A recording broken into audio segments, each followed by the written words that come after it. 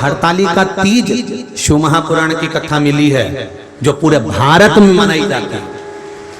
केवल महाराष्ट्र, गुजरात या राजस्थान या मध्य प्रदेश या उत्तरांचल या हिमाचल नहीं, पूरा भारत में, पूरे विश्व में हरतालिका तीज मनाई जाती है। चाहे वो उत्तर प्रदेश हो, चाहे महाराष्ट्र हो, गुजरात हो, राजस्थान हो, साधारण से साधारण नारी भी भगवान शंकर के पूजन करती है। हरतालिका तीज की रात भर 5 बार पूजन करना, 5 बार स्नान करना, 5 बार शिव जी की आराधना करना, आरती करना, सवेरे ब्रह्म मुहूर्त में भगवान शंकर का पूजन कर कर विसर्जन करने जाना। फिर उस पूरी रात में ना तो सोना, ना कुछ खाना, ना पानी पीना, केवल भगवान की भक्ति में। एक पत्र है, गुरुदेव आपने हरतालिका तीज के दिन फुलेरे का दर्शन करें ऐसा मार्गदर्शन किया। महाराष्ट्र में फुलेरा किस तरह से बनाया जाता है हम लोगों को स्मरण नहीं है। क्या उस फुलेरे का वर्णन आप हमें करेंगे? कैसी पत्ती लगाना चाहिए, कैसा फूल? हमको ये प्रश्न कल यहाँ से जाने के बाद आ चुका था सीहोर के ऑफिस में, और उसके बाद हमने पंडितों को कहा था कि एक फुलेरा तैयार कर कर रखें और उस फुलेरे का दर्शन सभी को लाइव कराएं, जिससे घर पर या मंदिर में आप शिव जी की जब आराधना करें तो उसके ऊपर फुलेरा बंधा होना चाहिए। जैसे ये शिवलिंग आपने बनाया, बालू रेत का, मिट्टी का जो शिवलिंग का निर्माण करा है, उस शिवलिंग का निर्माण करने के बाद में आपके मध्य में जब आप शिवलिंग बनाते हो घर के अंदर हॉल में या मंदिर में, तो ऊपर कोई कुंडी वगैरह लगी हो, पंखा लगा हो, उस पे से रस्सी बांध कर लेकर आकर इस फुलेरे को इस तरह से शिव जी के ऊपर लटकाया जाता है। इसको फुलेरा कहते हैं। ये भगवान शंकर का अखंड सौभाग्य देने का फुलेरा होता है, जिसको माता पार्वती जी, उमा, कात्यायनी देवियों ने इसका स्मरण किया। एक गोल होता है,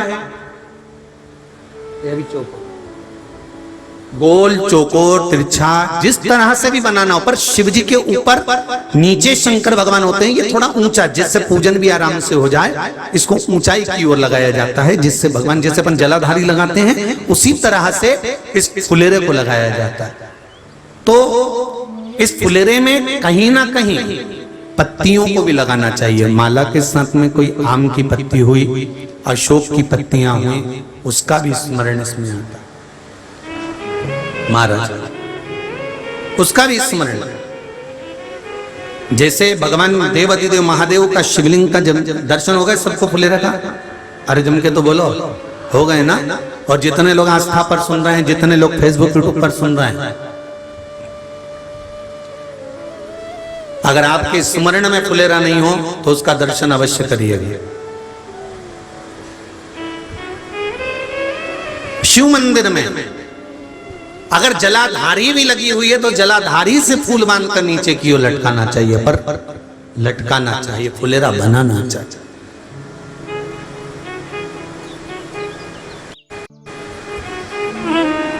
सात फल हैं फुलेरा। कितने फल हैं? 7। ध्यान दीजिएगा। पहला, फुलेरा जो नारी व्रत करती आती है और व्रत कर्म उसका चलता रहता है, उस व्रत कर्म के अंतर्गत मान लो किसी कारणवश बीमारी में, कोई गमी के अंतर, कोई सूतक सावड़ के अंतर्गत अगर नारी पूजन नहीं कर पाती है, पूजन नहीं कर पाई और उसने केवल फुलेरे का दर्शन ही कर लिया, अपने पलंग पर पड़ी पड़ी भी फुलेरे का दर्शन कर लिया है, तो नारी को हरतालिका तीज के व्रत का फल प्राप्त हो जाता। 7 फल हैं भगवान शंकर के हरतालिका तीज के फुलेरे का। पहला फल व्रत का मूल। दूसरा, यदि कोई नारी आई और उसके संतान नहीं, 10 साल, 8 साल, 5 साल, 6 साल, 7 साल, 12 साल, 15 साल हो गए, उस फुलेरे का मात्र स्मरण कर कर एक पुष्प भी उसने अगर हल्दी कुंकू का लगाकर उस फुलेरे का टच कर कर भगवान शिव के पावन चरणों में रख दिया है और विनती कर कर गई है, तो अगला फुलेरा वो खुद बनवाती है, उसकी गोदी में संतान आ ही जाएगा। अगला फुलेरा वो खुद बनवाएगी, के जाएगी, जी अगली बार फुलेरा मेरी तरफ से बनवा देना, मंदिर में फुलेरा मेरी तरफ से लगवाना, अगली बार जब तुम पूजन करो तो फुलेरा मेरी तरफ से बनवाना। ये फुलेरे का महत्व। तीसरा, महाराज हम कोई दान, गौदान, हरतालिका तीज की किताब है आपके यहाँ, जो लोग पढ़ते होंगे हरतालिका तीज की किताब, उसमें लिखा है ब्राह्मण देव को ये दान देना है, ऐसा दान देना है। अब कोई गरीब है, कोई साधारण है, नहीं है किसी की कैपेसिटी, नहीं दे सकता, तो क्या होता है, तो कहा हम गौदान नहीं कर पाते, हम स्वर्णदान नहीं कर पाते, हम वस्त्रदान नहीं कर पाते, हम मुद्रा दान नहीं कर पाते, हम अन्नदान नहीं कर पाते, हम ये सारे दान अगर नहीं भी कर पाते हैं तो शिव महापुराण की कथा कहती है तीसरा फल फुलेरे का है कि मात्र फुलेरे का दर्शन स्पर्श कर लेने से सारे दानों का पुण्य फल प्राप्त हो जाता है। यह तीसरा फल फुलेरे। अब हरतालिका तीज का फुलेरे का चौथा महत्व है महाराज। चतुर्थ महत्व हरतालिका तीज के फुलेरे का है, जो कुंवारी कन्या हरतालिका व्रत करती है,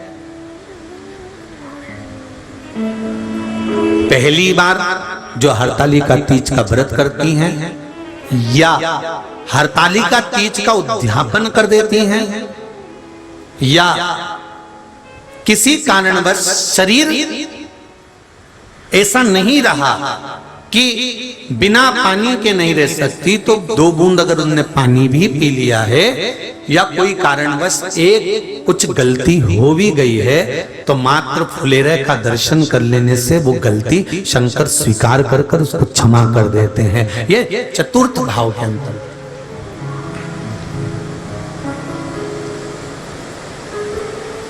फुलेरे का अगला वर्णन करा गया महाराज शिव तत्व की ओर, शंकर भगवान की ओर। हम ना काशी जा सकते हैं, हम ना सोमनाथ जा सकते हैं, हम ना किसी स्थान पर जाकर एकांत में भगवान शंकर का स्मरण कर सकते हैं। मान लो हमें एकांत में बैठकर शिव की भक्ति करना है, किसी मंदिर में किसी देवालय में जाकर भक्ति करना है, तो फुलेरे का मात्र दर्शन करने से, पूजन स्मरण करने से उस भक्ति का फल भी हमारे खाते में आ जाता है। और फिर अगला आखिरी का जो वर्णन किया गया है वो कहा गया कि पार्वती मैया गुफा में जाकर भगवान का भजन करती थी, शिव का स्मरण करती थी और फिर अपनी सहेलियों के साथ बैठकर शंकर का स्मरण करा, जिसका फल पार्वती को मिला। तो कहा हम ना किसी गुफा में प्रवेश कर सकते हैं, ना हम किसी गुफा में या जंगल में जा सकते हैं। इस फुलेरे के नीचे शंकर भगवान की जब अर्चना करते हैं, आराधना करते हैं, हरतालिका तीज के दिन फुलेरे के नीचे हम भगवान शिव की पूजन करते हैं, तो हमारा वन में किया गया भजन का फल ही हमको प्राप्त हो जाता है। ऐसे फुलेरे का 30 कथा कितनी तारीख को पूरी होगी, जम के बोलो जरा, 29 को। और हरतालिका तीज कितनी तारीख की है? 30 की। 31 को गणपति जी बैठ जाएंगे, गणेश जी महाराज। तो 30 तारीख को हरतालिका के दिन निवेदन है प्रत्येक शिव मंदिरों का स्मरण हो, या जहां हरतालिका व्रत होता है वहां फुलेरे का स्मरण होना चाहिए। शिव भक्ति। महाराज अगला वर्णन किया, शिव पुराण कहती है भगवान शंकर का अनुमोदन हरतालिका व्रत, हरतालिका तीज शिव महापुराण की कथा कहती है देव ऋषि नारद भगवान विष्णु से सुन लिए, ब्रह्मा जी से सुन लिए कि तप का महत्व, साधना का महत्व, पर जो उन्होंने तुमरुका जी से सुना तो देव ऋषि नारद से रहा नहीं गया और देव ऋषि नारद ने तुमरुका जी से कहा, तुमरुका जी क्या भादो महीने के शुक्ल पक्ष की तृतीया तिथि का इतना महत्व है कि शंकर भगवान नेत्र खोल लेते हैं। क्या शिवजी नेत्र खोल लेते हैं? इतना महत्व है। हाँ, तुमरुका जी ने देवऋषि नारद से कहा, नारद अगर भूलवश, बहुत ध्यान देना इस कथा पर, भूलवश मान लो किसी के यहाँ हरतालिका तीज का पूजन हो रहा है, किसी मंदिर में हरतालिका तीज का स्मरण हो रहा है, किसी मंदिर में हरतालिका व्रत हो रहा है, और भूलवश मान लो आप उस मंदिर के सामने से भी निकल गए और आपको उस मंदिर की आरती पूजन या अगर तगर की धूप बत्ती की गंध भी आपके शरीर में चली जाती है, तो शिव महापुराण की कथा कहती है, नारद शंकर भगवान के सामने जब ये जीव जाता है तो जीव को शंकर के सामने जाकर दर्शन करने की जरूरत नहीं पड़ती, शंकर उस जीव का दर्शन कर लेते हैं, शिव उसका दर्शन कर।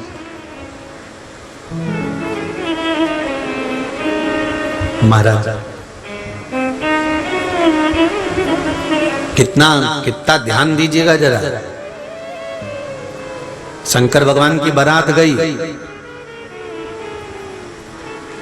सारे हिमालय राज की नगरी के लोग शंकर भगवान को देखने आए थे।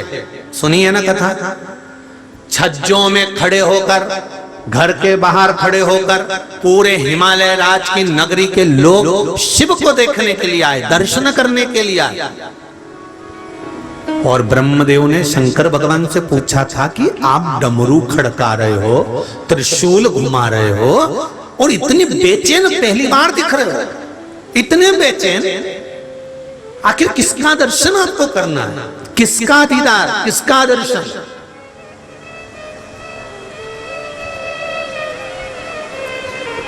शिव जी कहते हैं, जिसने गुफा में बैठकर अपनी सहेली के साथ में भादो शुक्ल पक्ष की तृतीया हरतालिका तीज का व्रत किया था, उस पार्वती को मुझे दर्शन करना है, इसलिए मैं बेचैन हो रहा हूं, उसका दर्शन मात्र कर दो, उसका मात्र दर्शन कर दो,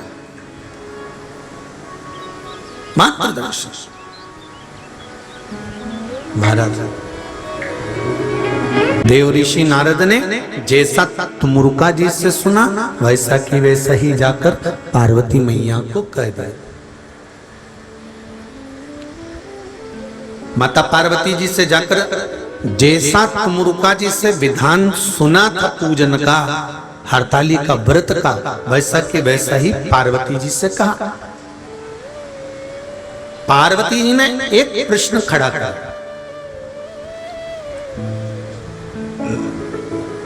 माता पार्वती का एक प्रश्न सम्मुख में आया। पार्वती जी ने प्रश्न किया, देवऋषि नारद आप कह रहे हैं कि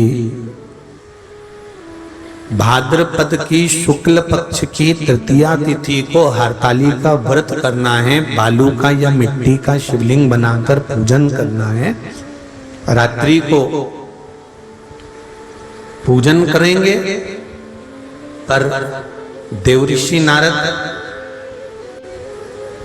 मुझे तप करते करते, साधना करते करते कितना वर्ष हो गया आपको मालूम है कुछ?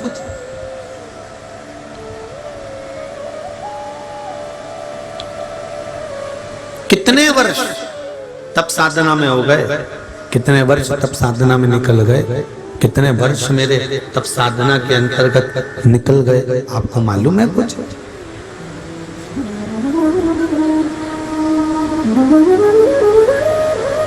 देवऋषि नारद क्या उस तप साधना में कभी भादो के महीने की शुक्ल पक्ष की तृतीया नहीं आई थी क्या? प्रत्येक जितनी माताएं कथा सुन रही हैं आस्था चैनल पर, जितनी माताएं कथा सुन रही हैं फेसबुक यूट्यूब पर, और जितनी माताएं कथा सुन रही हैं या भाई या बेटियां कथा सुन रहे हैं इस पंडाल में या चैनल पर, ध्यान से सुनना। पार्वती का ये प्रश्न बड़ा भारी प्रश्न है। मैं इतने सालों से तप कर रही हूं, मैं इतने वर्षों से तप साधना में लगी हूं, व्रत में लगी हूं, उपवास में लगी हूं। क्या भादो का महीना भादो का महीना शुक्ल पक्ष की तृतीया तिथि क्या पहले नहीं आई होगी?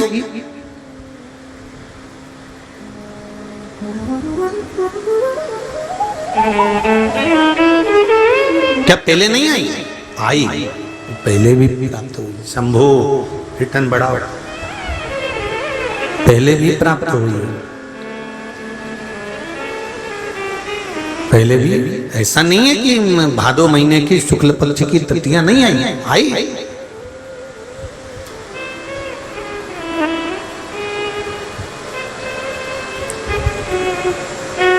फिर जब मैंने इतना समय तप करा, साधना करी, उपवास किया, व्रत किया, नियम धारण करे, तो फिर मुझे शिव मिल जाना थे। फिर अभी तक क्यों नहीं मिले?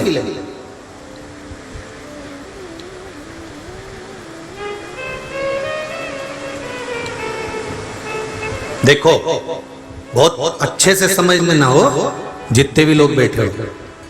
क्या तुमने पहले हरतालिका तीज का व्रत नहीं करा क्या? अरे बोलो तो जम के, करा है ना? क्या पहले तुमने शंकर जी का गुणगान नहीं करा क्या?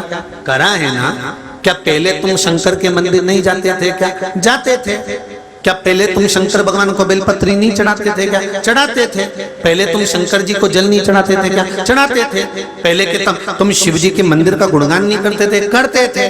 फिर आखिर ऐसा क्या है शिव पुराण में कि जब से शिव पुराण सुनना चालू करी है तब से बेलपत्र चढ़ाती हूँ उसका असर होता है, जल चढ़ाती हूँ उसका असर होता है, पशुपति व्रत करती हूँ उसका असर होता है, या मैंने एक जरा सा सामान भी शंकर जी को चढ़ाया और कामना कर चढ़ाया और मेरा काम हो जाता है। उसका कारण क्या है? वो क्या कारण है? क्योंकि तुमको मालूम पड़ गया कि शंकर को जल चढ़ाने का फल क्या है। तुमको मालूम पड़ गया कि सिर की गोली यही है, इसको खाऊंगी सिर दर्द बंद हो जाएगा। पैर की गोली यही है, इसको खाऊंगी पैर का दर्द बंद हो जाएगा। तुमको मालूम पड़ गया कि शंकर भगवान की 5 बेटियां जया, विषहरा, सामरी बारी, दौतरी देव ऊपर की ओर विराजमान है, अशोक सुंदरी सामने विराजमान है, गणेश जी कार्तिक के पास में बैठे हुए हैं, माता पार्वती जी का हस्त कमल पर शिवलिंग रखा हुआ है। ये सब तुमको मालूम पड़ गया और चढ़ाने का तरीका मालूम पड़ गया कि बेलपत्री कैसे चढ़ाना है, जल कैसे चढ़ाना है, दूध कैसे चढ़ाना है, दही कैसे चढ़ाना है, पंचामृत कैसे चढ़ाना है। ये तुमको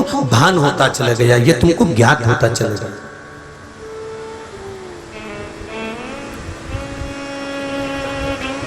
अभी तक अज्ञान थे हम, अभी तक हमें ज्ञान नहीं था इस चीज का। हम जाते जरूर थे शिव मंदिर, हम जाते जरूर थे शंकर के मंदिर, पर हमको ये नहीं मालूम था कि शिव जी पर जल चढ़ाने का इतना फल है।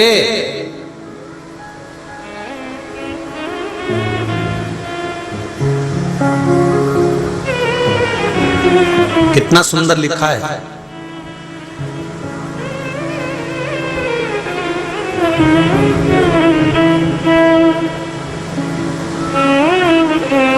नारद पंच व्याख्यान के अंतर्गत एक बहुत सुंदर बात का वर्णन आता है।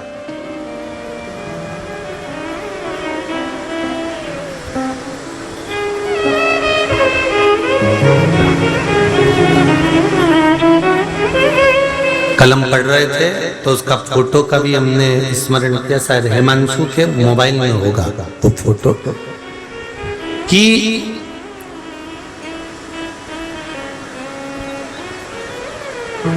कलम पढ़े तो उसका स्मरण ध्यान में आ रहा है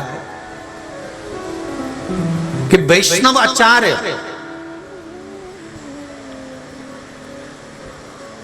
परम रसिक वैष्णव आचार्य अपनी लेखनी में लिखते हैं, देवर्षि नारद उसका वर्णन करते हैं कि जिस नगर में, जिस गांव में, जिस खेड़े में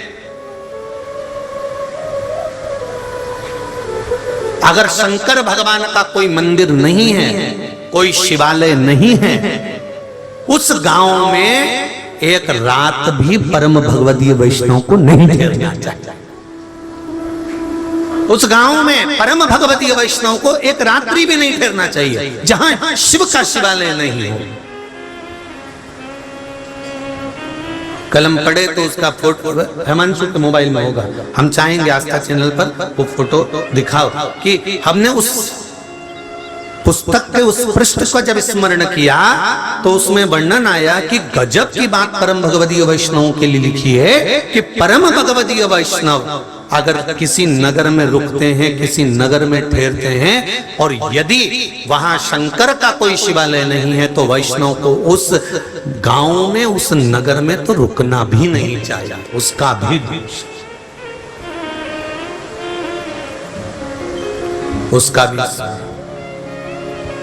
भारत शिव कथा कर रहे हैं, भगवान शंकर का स्मरण कर रहे हैं, भगवान शंकर का गुणगान कर रहे हैं। शंभो शरणे मांगू दुख काटो। अच्छा, ये लेटर, पत्र, मोबाइल के फोटो, पत्र जो आगे आगे बैठे रहते हैं ना, ये नुकसान में रहते हैं, इनको देखने को ही नहीं मिलता। और जो एलसीडी के सामने बैठे हैं ना, एलईडी के सामने, वो तुरंत देख लेते कि हाँ ये पड़ा। या तुम लोग घर जाके देखते होगे? अरे बोलो तो, देखते हो घर जाके? हाँ, अच्छा, मोबाइल भी चालू करके बैठते हो? जय हो, श्री शिवाय नमस्ते। तो चालू करा है क्या?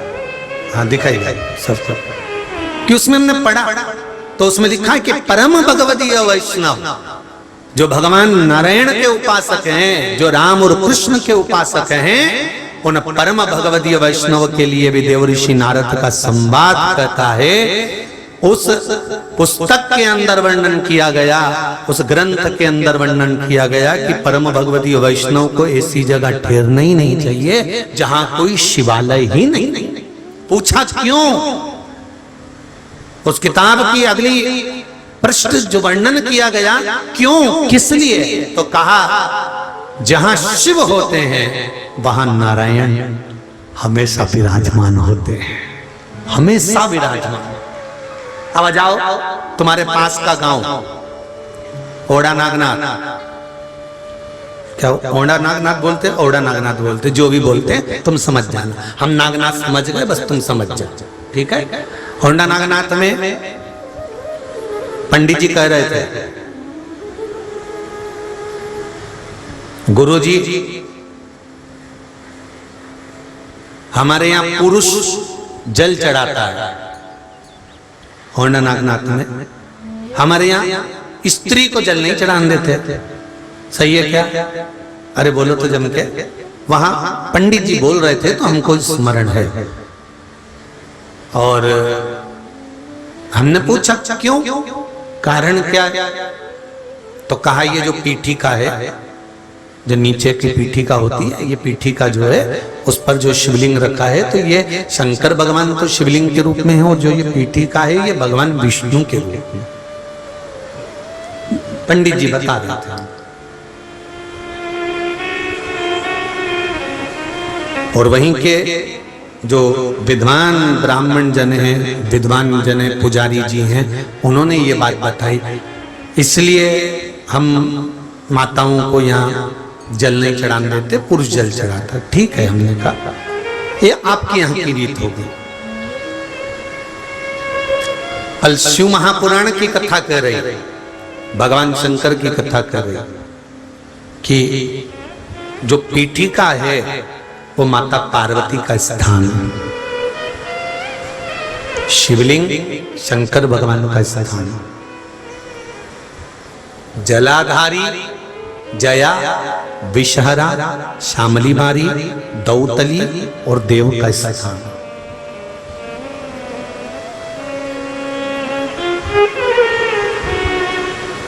गुरुदेव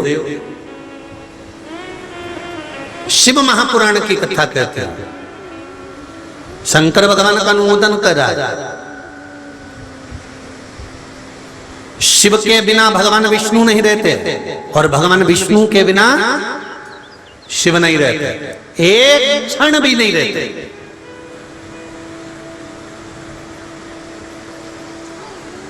एक पल, एक घड़ी भी शंकर भगवान विष्णु के बिना नहीं रहते और भगवान विष्णु शंकर के बिना एक क्षण, एक पल, एक घड़ी नहीं रहते।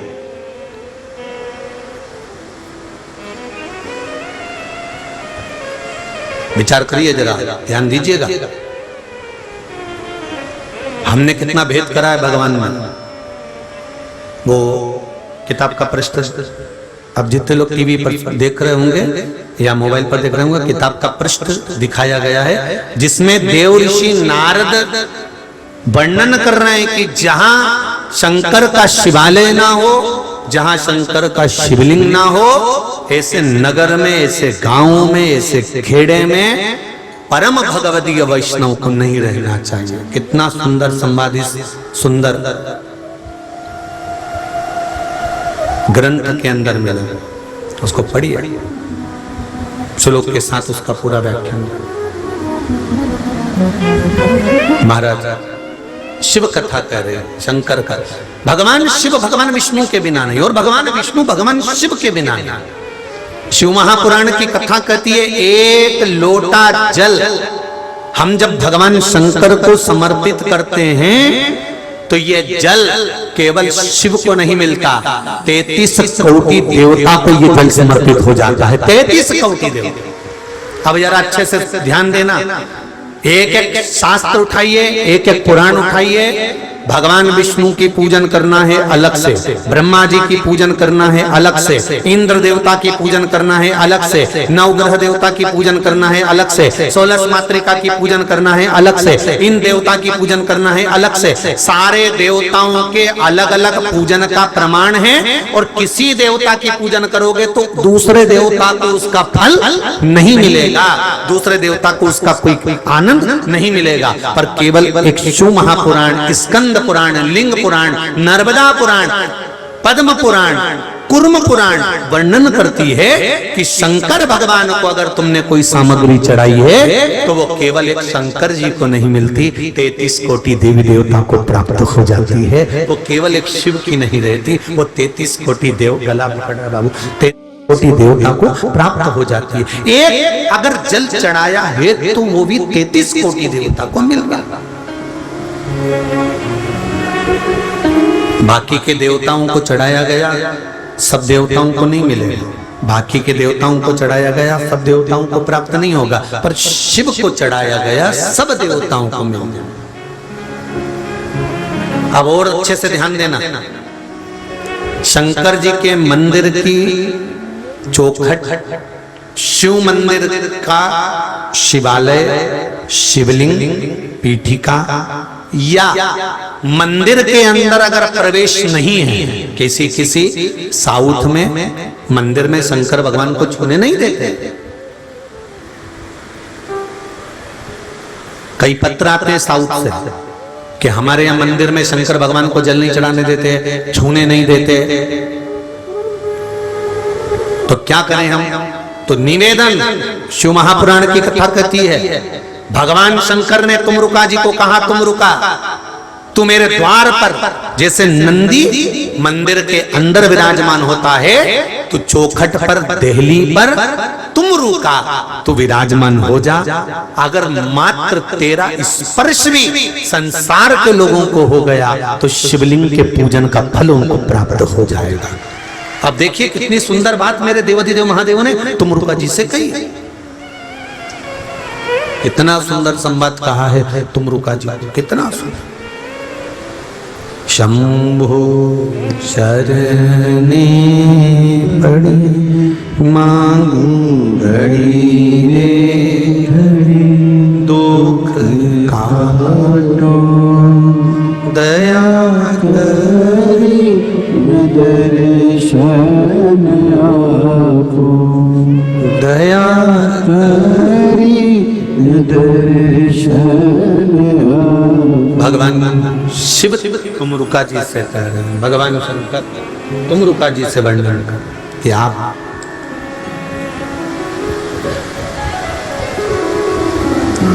द्वार पर जाकर बैठ जाओ। अगर द्वार पर जाकर बैठ जाओगे, द्वार पर भी शिव की चौखट पर भी अगर कोई आ गया, शंकर के दरवाजे पर यदि कोई आ गया, शिव की चौखट तक भी अगर कोई पहुंच गया, शिव की चौखट का मात्र स्पर्श भी हो गया, तो उसको शिवलिंग के दर्शन का, शिवलिंग के स्पर्श का, शिवलिंग के पूजन का फल प्राप्त हो जाएगा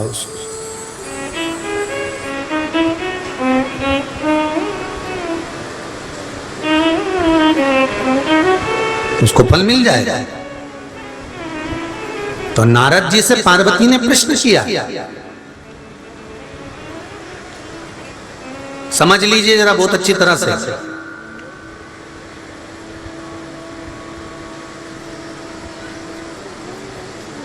नीलम की अंगूठी पहन ली, पुखराज की अंगूठी पहन ली, मोती की अंगूठी पहन ली, इस नक्षत्र की, इस ग्रह की, सारे ग्रहों की अंगूठियां पहनकर विचार करा कि मैंने सारे ग्रह को अपने काबू में कर रखा है, मुट्ठी में रख रखा है।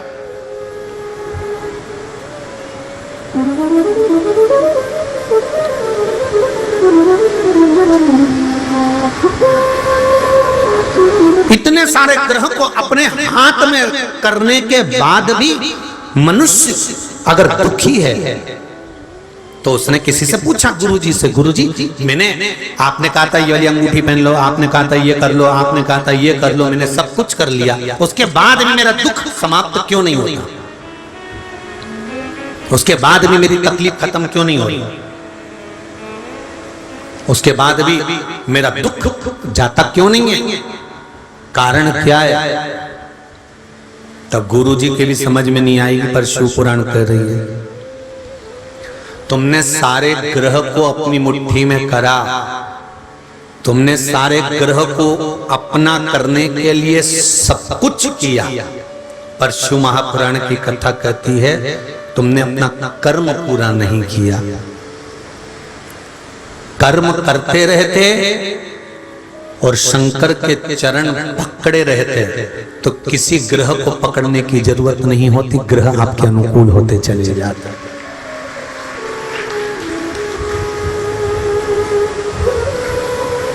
आप सब समझदार हो, चतुर हो, विद्वान हो, जितने लोग टीवी पर कथा सुन रहे हो, चाहे मोबाइल पर सुन रहे हो, चाहे यहां सुन रहे हो, आज के जमाने में कोई अनपढ़ नहीं है, सब समझदार हो, सब पढ़े लिखे हो। आपको कोई साधारण व्यक्ति, आपको कोई सिंपल सा व्यक्ति बेवकूफ नहीं बना सकता।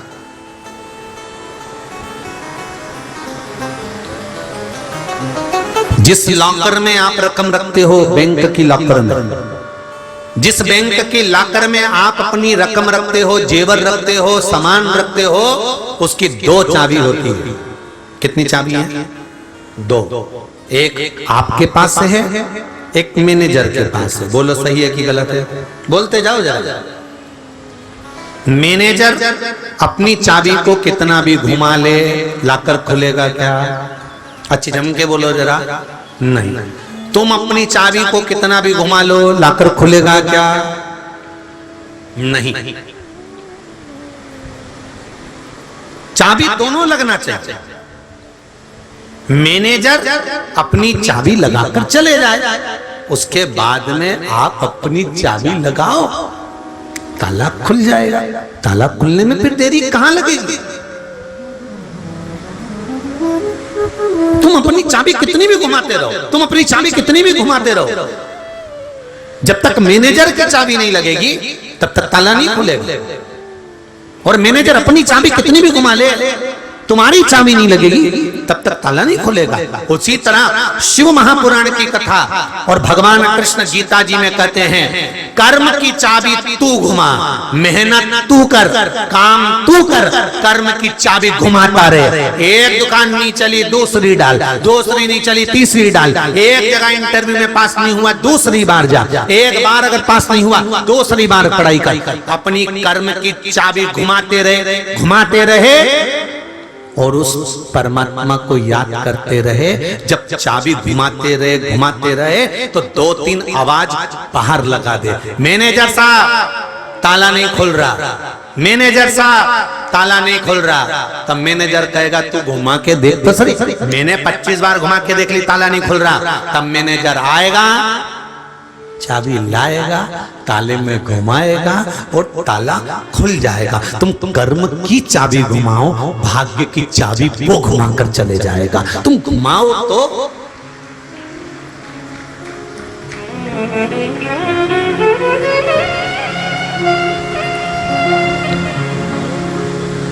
तुम कर्म की चाबी घुमाते ही नहीं, पढ़ाई कर नहीं रहे हो, इंटरव्यू दे नहीं रहे हो, कर्म करना नहीं चाहते, कर्म की चाबी घुमाना पड़ेगी तब मैनेजर भाग्य की चाबी घुमाएगा।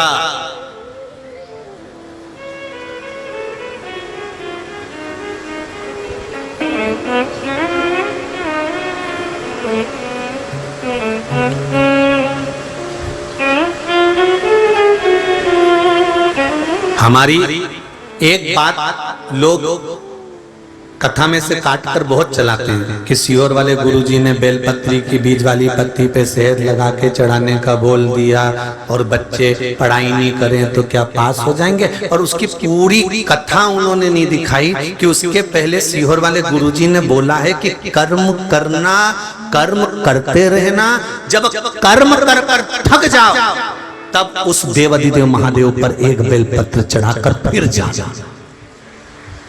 उसको लोग पूरा नहीं दिखाते, उनको तो बस चाहिए कि महाराज ने बोला है उसको काट छाट कर थोड़ा ना थोड़ा ऐसा दिखा तो उसका स्मरण। पर फिर भी शिव कथा कर रही है, आप कर्म की चाबी को घुमाओ, भाग्य की चाबी मेरा महादेव घुमाएगा। पार्वती जी ने प्रश्न किया देवऋषि नारद से और कहा क्या मैंने इतने समय से हरतालिका तीज का व्रत नहीं किया था? तूने व्रत करा क्या? नहीं, व्रत तो नहीं करा पर तब तो करा, साधना तो करी, भूखी तो रही, पानी भी नहीं पिया, मैंने पत्ता भी नहीं खाया बेलपत्री का, मैंने कोई फल भी नहीं खाया, मैं भूखी रही, प्यासी रही, रात रात दिन दिन जागती रही, तो क्या मुझे हरतालिका तीज का फल प्राप्त नहीं होगा?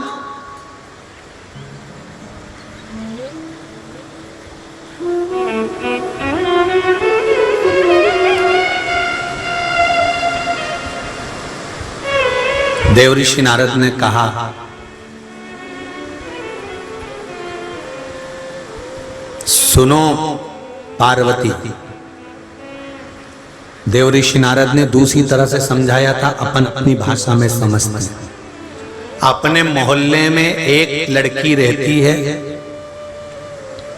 समाज की है, अपने घूमती, गाड़ी चलाती, पढ़ती लिखती, सब आती जाती भी है, आपका बेटी जैसा व्यवहार भी है उससे, पर अभी तक उस लड़की से मिलना जुलना हुआ, सब बातचीत हुई, वो बात अलग थी। अब तुम्हारे यहाँ उसी लड़की का संबंध आ गया और तुम्हारे बेटे से उस लड़की का संबंध पक्का हो गया, तो अब क्या पहले जैसी बात रहेगी? ईमानदारी से बोलो जरा। लड़की को भी आंखों में शर्म रहेगी कि मैं मेरी सास से बात कर रही हूँ। पहले करती थी तो आंटी से करती थी, चाची जी, काकी जी, बुआ जी से, इस तरह से करती थी और खूब हंसी मजाक करती थी। अब उसके बोलने का तरीका बदल गया। बदलेगा कि नहीं बदलेगा? ईमानदारी से बोलो जरा। उसके बोलने का तरीका बदलेगा, उससे मिलने का तरीका बदलेगा। जब मिलेगी आदर का, सत्कार का भाव रहेगा, आदर का भाव रखेगी। पहले आदर जानती नहीं थी, वो तो अड़भंगी छोटी सी थी, जैसे बचपन से करती आई वैसे हंसी मजाक करके चली गई। उसको क्या मानना, उसको क्या पता कि यही मेरा ससुराल। अब ससुराल होने के बाद में वो अड़भंगापन करेगी क्या, ठिठोली करेगी क्या, हंसी मजाक करेगी क्या? नहीं, अब आएगी तो कायदे से, भले कोई बुलाएगा भी ना, बेटा हमारे यहाँ जाना, हम मम्मी में आ जाओगे। अब मम्मी करके बोली, पहले आंटी, चाची, काकी, अब मम्मी में आ जाऊंगी। और इतनी मर्यादा से बोली, अब वो बार बार आती भी नहीं है, जब उसको बुलाओगे तभी आएगी। क्यों? क्योंकि उसको मालूम पड़ गया यहाँ मेरा संबंध हो गया, यहाँ मेरा पक्का हो गया, यहाँ मेरा संबंध है, यहाँ मेरा पति रहता है। अब उसको मालूम पड़ गया। देव ऋषि नारद ने पार्वती जी को समझाया, अभी तक तुम्हें मालूम ही नहीं था कि हरतालिका तीज होता ही क्या है। तो तुम भले तप करी, साधना करी, व्रत करी, उपवास करी, उसका कोई फल नहीं, पर अब तुम्हें मालूम पड़ गया कि हरतालिका तीज की महत्वता क्या है। अब मैं निश्चित कर कर कहता हूं कि तुझे शिव मिलेंगे, ये निश्चित है, क्योंकि अब तू हरतालिका को पहचान गई, अब तू जान गई हरतालिका तीज के व्रत की महत्वता। जैसे एक दीदी ने लिखा कि फुलेरे का महत्व क्या है, फुलेरा कैसे होता है, तो आप अब जान गए, तो आपको आगे से ध्यान तो रहेगा। और आपने अगर फुलेरा मानना चालू कर दिया, आपको देखकर दूसरा मान देगा, दूसरे को देखकर तीसरा, कि हरतालिका तीज में फुलेरे का क्या महत्व है, ये दुनिया के लोगों को मालूम तो पड़ना चाहिए। तो हिंगोली की ये कथा जो अग्रवाल परिवार कराया है, इस कथा का सबसे बड़ा सार तत्व है कि लोग जो हरतालिका तीज का व्रत करते थे, उस तीज के व्रत में जो जो गलती करते थे, वो गलती सुधारने का मौका इस कथा से मिल गया, और हमारा व्रत अब सफल होगा, ये निश्चित हो गया। अब हमें शिव मिलेगा, ये पक्का होगा।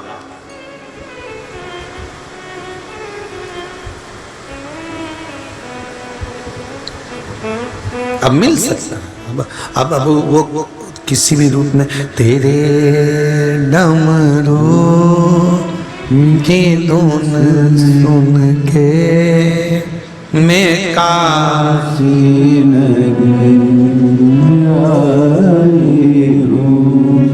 मेरे बोले।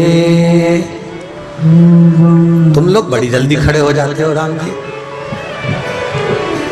मेरे बोले ओ बम बोले, मैं काशी नगरी आई हूँ। मेरे बोले ओ बम बोले, मैं काशी नगरी आई हूँ। तेरे डमरू की धुन सुन के मैं काशी नगरी आई हूँ। आओ से डमरू की धुन सुन के मैं काशी नगरी आई हूँ।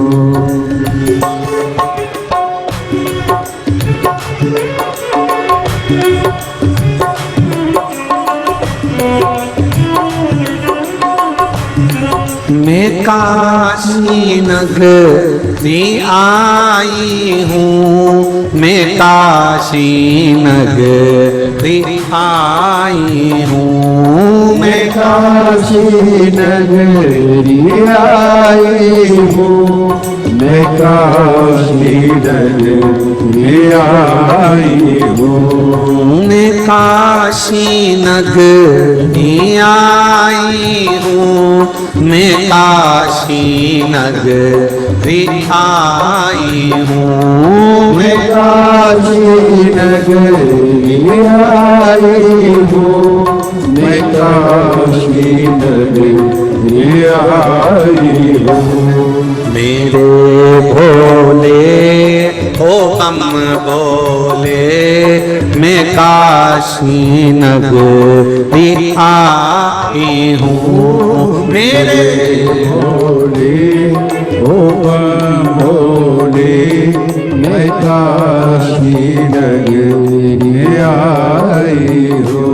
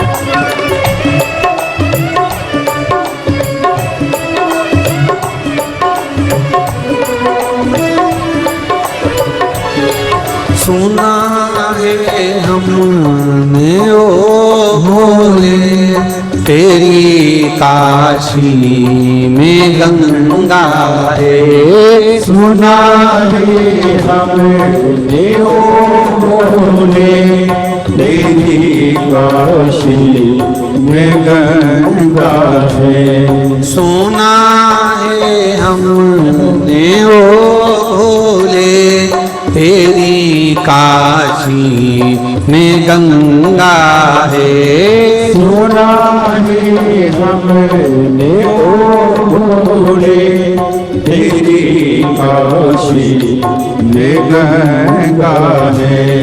उसी गंगा में नहाने को मैं काशी नगरी आई हूँ। उसी गंगा में नहाने को मैं काशी नगरी आई हूँ। मेरे भोले ओ बम भोले मैं काशी नगरी आई हूँ। मेरे भोले ओ बम भोले मैं काशी नगरी आई हूँ। हर हर महादेव।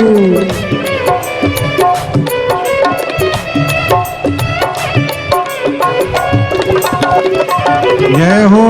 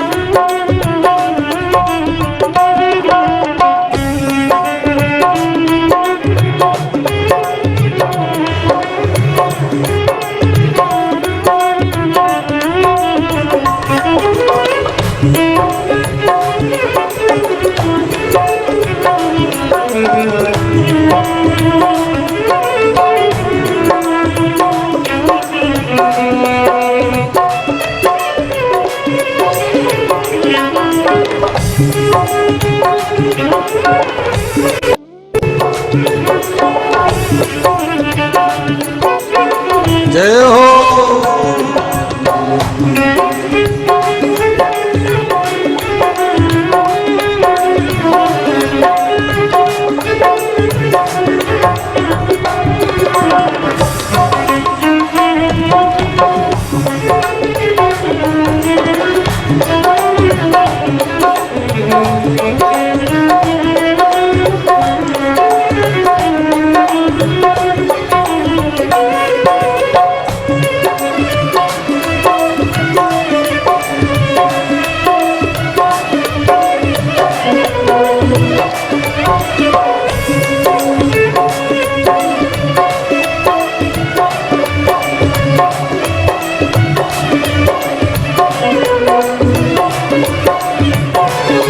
सुना है हमने ओ भोले तेरी काशी में मुक्ति है। सुना है हमने ओ भोले तेरी काशी में मुक्ति है। सुना है हमने ओ भोले तेरी काशी में मुक्ति है। सुना है हमने ओ भोले तेरी काशी में मुक्ति है। उसी मुक्ति को पाने को मैं काशी नगरी आई हूँ। उसी मोती को पाने को मैं काशी काशी नगरी आई हूँ। मेरे भोले ओ बम भोले मैं काशी नगरी आई हूँ। मेरे भोले ओ बम भोले मैं काशी नगरी आई हूँ। सबको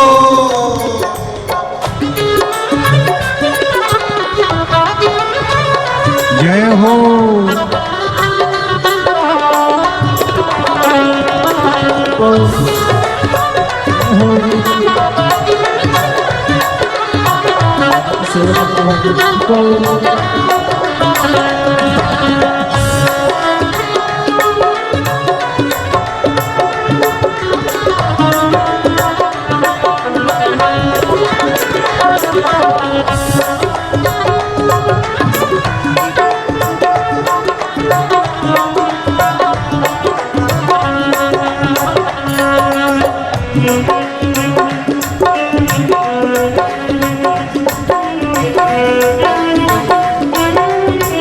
बड़े आनंद से भाव से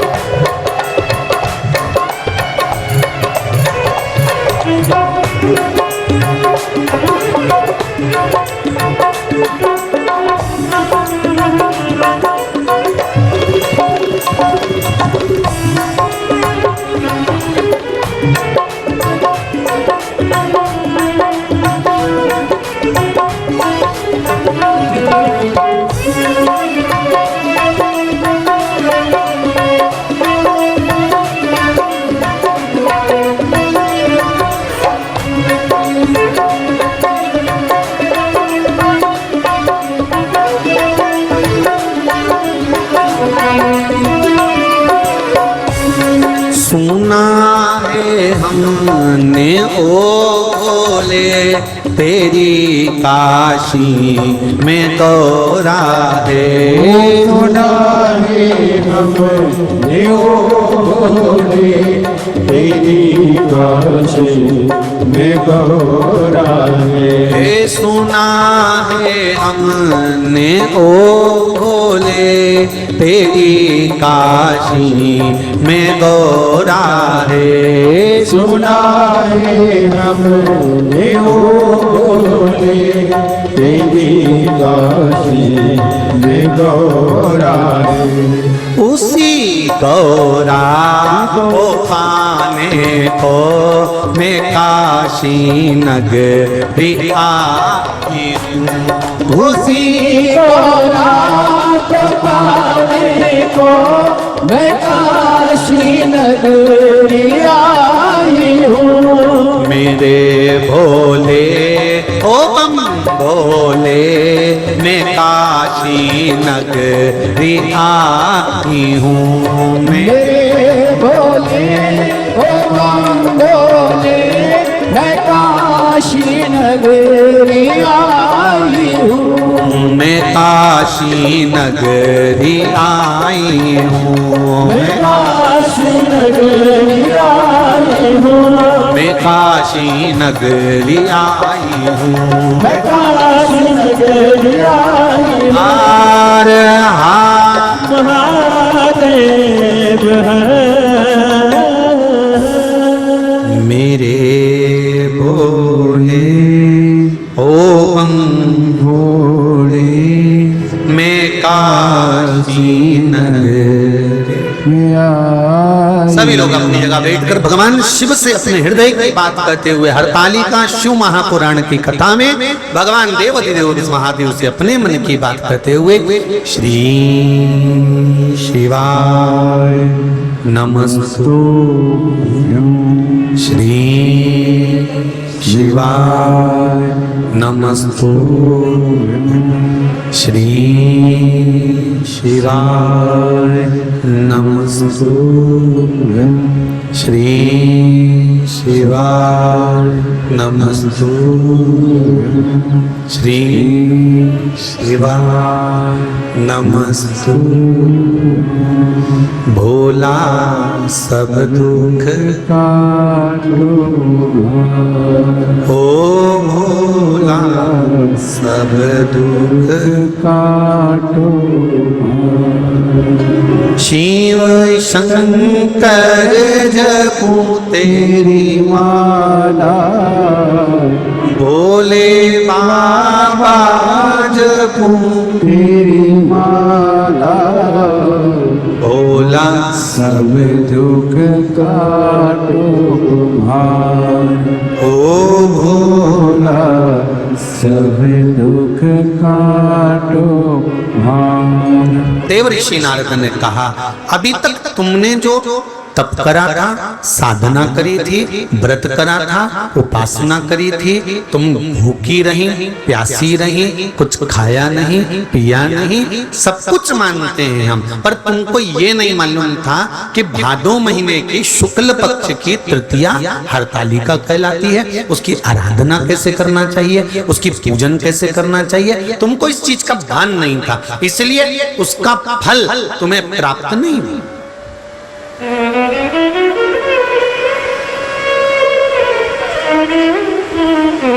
और समझ लो जी बहुत अच्छे से, सांप डसकर चले गया और कोई ने कह दिया चूहा काट गया था, तुम्हें मालूम ही नहीं कि सांप डस के गया, चूहा काट गया, तुमको ये भान है कि चूहे ने काटा, तो तुमको कोई टेंशन नहीं, आओ ठीक हो जाएगा, मैं डॉक्टर को दिखा दूंगा, बढ़िया। और किसी ने कह दिया सांप डस गया, तो अटैक वहीं आ गया। जहर तो बाद में चढ़ता, पहले टेंशन नहीं मिला, आधा चिंता में, सांप डस गया, सांप डस गया, सांप डस गया, चिंता लग गई, भयंकर टेंशन, भयंकर टेंशन। शिव कथा कर रहे हैं, भगवान शंकर का चरित्र कर रहा है। पार्वती जी, देव ऋषि नारद कह रहे हैं, माता पार्वती आप एक काम करो, अब जो तुमको बताया गया है तुमुरुका जी से पूछकर जैसे बता रहे हैं वैसा क्रम प्रारंभ कर।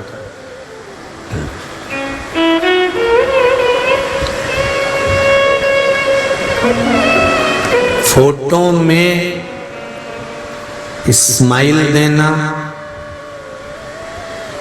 और साधारण जिंदगी में स्माइल में रहना बहुत अंतर है। बोलो जी जी सही है कि गलत है? बहुत अंतर।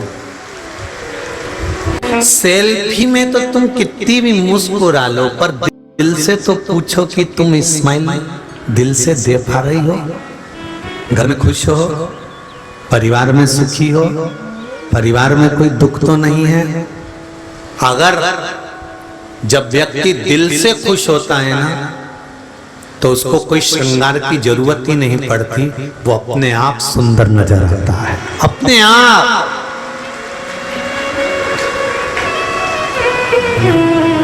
उसको सुंदरता की जरूरत नहीं है, वो अपने आप सुंदर। और एक निवेदन आप सबसे है, फोटो में स्माइल में रहो चाहे मत रहो, पर अपने वर्तमान जीवन में स्माइल में रहना प्रारंभ कर दो, जिंदगी संवर जाए। फोटो में खुश रहने से कुछ नहीं होता, थोड़ा सा तुम फोटो किसी को भेज दोगे, वो प्रसन्न हो जाएगा, मेरी छोरी अच्छी लग रही है, पर फोटो की स्माइल से जिंदगी नहीं चल सकती। फोटो की प्रसन्नता से जिंदगी नहीं चल सकती। तुम्हारी स्माइल, तुम्हारी प्रसन्नता, तुम्हारे चेहरे की खुशी भीतर से होना चाहिए। एक बात कहेंगे हिंगोली की इस कथा में, जीवन बहुत विचित्र है मेरी जीजियों, मेरे भाई, मेरी बेटियां, बेटा, जीवन बहुत विचित्र है। घर पे जाके एक लाइन लिखकर देखना, अक्कड़। क्या लिखोगे? बोलो, जम के बोलो, अक्कड़। अक्कड़ में कोई मात्रा लगी है क्या? आ, हाथ पे लिख के देखो, आ का ऑर्डर, इसमें कोई मात्रा लगी है कहीं पे भी?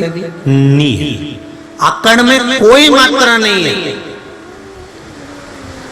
पर सब में थोड़ी थोड़ी मात्रा में है। सही है कि गलत है? उसमें एक मात्रा नहीं लगी कि इसमें अकड़ में कोई मात्रा हो। आ का अड़, इसमें कोई मात्रा लगी दिखे तो बताना कि कोई ने अकड़ में मात्रा लगाई हो, क्योंकि इसमें मात्रा लगाने की जरूरत ही नहीं है। अकड़ में मात्रा नहीं है, पर प्रत्येक व्यक्ति में थोड़ी थोड़ी मात्रा में, और वो जो हमने नहीं किया तुमको कि थोड़ी थोड़ी मात्रा, हम तो बोले थोड़ी थोड़ी मात्रा में है, पर हमने ये नहीं बोला कि अकड़ है। हम काय को बोले? तुम तो समझदार हो, हम कहकर काय को बुरे हो? तो अकड़ में कोई मात्रा नहीं है, पर थोड़ी थोड़ी मात्रा में सब में है। शिव पुराण कहती है जो तुम्हारे अंदर थोड़ी थोड़ी मात्रा में है, अपने परिवार में खुश रहने के लिए वो थोड़ी थोड़ी मात्रा की अकड़ को इसी शिव पुराण में छोड़कर चले जाओ। इसी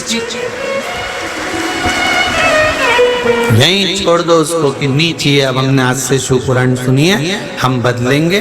थोड़ा बदलाव हमारी जिंदगी में आना चाहिए, और वैसे भी आना चाहिए बदलाव। पहले छोरा छोरी नाना नानी के यहाँ से जाते थे तो बदल के आ जाते थे, दादा दादी के यहाँ जाते थे तो बदल के आते थे। तुम यहाँ से जाओ, कथा सुनकर अपने घर पहुंचो तो घर की बहुएं भी कहे हमारी अम्मा थोड़ी बदली बदली दिख रही है, तो लगे कि कथा का असर हुआ। नहीं तो जैसी थी जाते से ही चिल्लाई, पानी नहीं भरा, तो फिर तो घर के लोगों को भी लगेगा कि बताओ जैसी थी वैसी की वैसी। इसको कथा का कोई असर होता है? तो उसने पूछ लिया, मम्मी तुम तो कथा में गई थी, तो क्या हुआ? मैं तो सिर पे पल्लू रख के बैठी थी, तो इससे क्या होता? अंदर घुसी ही नहीं बस। तो निवेदन है कि थोड़ा यहाँ से जाने के बाद जिंदगी में बदलाव आना चाहिए। कथा सुनने के बाद थोड़ा बदलाव आना चाहिए। कथा हरतालिका तीज की कथा सुन रहे हो तो अब की बार हरतालिका तीज का जब व्रत करो तो थोड़ा बदलाव दिखना चाहिए। तो शंकर भी कहेगा अब बदल गई, अब मुझे जाना पड़ेगा। अभी तक तप करा, अभी तक साधना करी, अभी तक व्रत करा, अभी तक उपासना करी, उससे हमें भगवान मिले ना मिले, पर अब मिलेंगे ये निश्चित है, ये पक्का है, मिलेंगे, निश्चित। मेरे भोले तेरा सहारा है, मेरी नैया का तो अंतिम बिंदु है वो शिव का मिलन। पार्वती जी को बताया, और पार्वती जी जब पूछी अब बताओ नारद जी कि तुमने मुझे इतना ज्ञान दे दिया, अब मुझे बताओ कि माता हरतालिका का जब पूजन करना है, शिव जी की जब पूजन करना है तो उसको मैं कैसे करूं, उसका अब मुझे नियम बताना प्रारंभ करो। तो नियम बताऊं, परंतु उससे पहले टाइम हो गया है, तो कल की कथा में नियम का वर्णन करेंगे, और उस नियम को देवर्षि नारद के मुख से श्रवण करेंगे जो तुमरुका जी ने वर्णन किया। एक पत्ती का वर्णन रह गया है कि शिव जी पर कौन सी पत्ती उस फुलेरे में लगाना, उसका वर्णन भी कल की कथा में देंगे। जिनको भारी रोग हो जाता है उस रोग से मुक्ति के लिए भी शंकर जी को हरतालिका व्रत में क्या समर्पित किया जाता है उसका वर्णन भी कल की कथा में। जैसे लीवर, किडनी, कोई का डायलिसिस चल रहा है, डायलिसिस छूटना चाहिए, कैंसर बीमारी आ गई, गठान गल नहीं रही, तो एक पत्र में आया है गठान का गलने का, तो शिव स्मरण में कल की कथा में उसका वर्णन करेंगे। श्री माता पार्वती जी गणेश जी को लेकर पधार रहे हैं, जोरदार ताली बजाकर स्वागत करें। भगवान गणेश जी महाराज पधार रहे हैं माता पार्वती के साथ में। बोल गणेश जी महाराज की। भगवान गणेश जी का आज सुंदर जन्म महोत्सव आनंद के साथ में यहाँ पर अपन दर्शन कर रहे हैं। जोरदार ताली बजाकर गणेश जी और माता पार्वती जी का स्वागत वंदन करें और जजमान परिवार गणेश जी का पूजन करें। कल की कथा में सुंदर प्रसंगों को आगे बढ़ाएंगे। हर हर महादेव।